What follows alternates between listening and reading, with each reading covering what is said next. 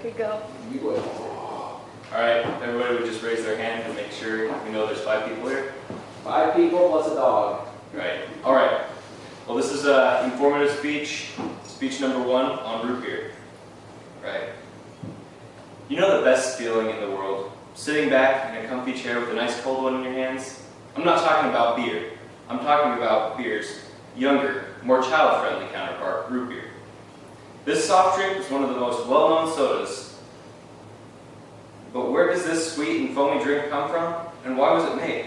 From its more than humble beginnings to its modern-day mass manufacturing, it has become an American icon.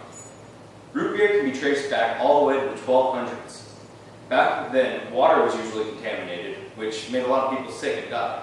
Scientists back then discovered that the poor people would often die faster because they would be drinking this water, while the richer people would be drinking wine and other strong drinks and live longer. About then, the bartenders started to make this non-alcoholic alternative to beer, so other people that didn't drink alcohol could do this. They called this short beer. They created this by cutting out the fermentation progress, creating a non-alcoholic alternative. These small beers, as they were called, became very popular. William Shakespeare himself was known to enjoy a small beer every now and again. These small beers were the foundation of modern-day sodas, particularly root beer. While sodas are traced back all the way to the 1200s, root beer wasn't actually created until the 1870s, when a man named Charles Hires found a way to mass manufacture. In this picture right here, this is a picture of what the first manufactured bottle of the Hires company looked like. It wasn't any real different than a mason jar, and they would just put a cork at the top. Charles was a physician who was trying to find a cure-all drink. After he found a delightful tasting tea recipe on his honeymoon, he decided to try to put some of those ingredients, along with some others, into a powder mix that he used to sell. Well, this sold a lot more than he thought it would. So he just tried to concoct a way to sell it in liquid form.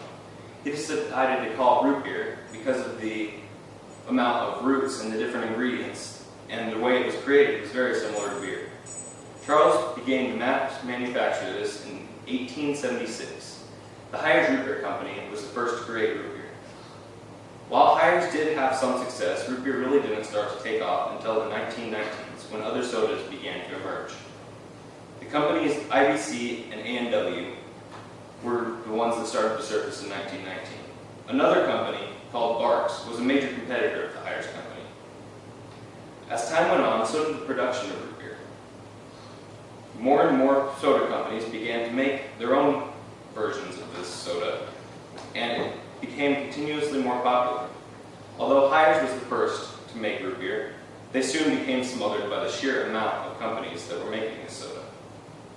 In these modern days, root beer is universally recognized, and with A&W leading the way.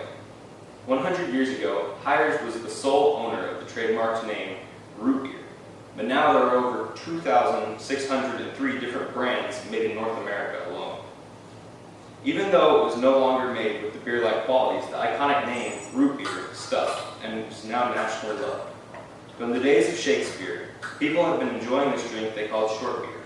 Charles Hires took this idea and created the first root beer, first manufactured it in 1876, and perfected it over the years. From its humble start to its modern-day manufacturing today, it remains as an American icon. Next time you sit back with a nice cold, ice-cold root beer, you can truly appreciate the long journey and the hard work that people have put into getting the root beer to its modern-day form. Thank you. Yay! I want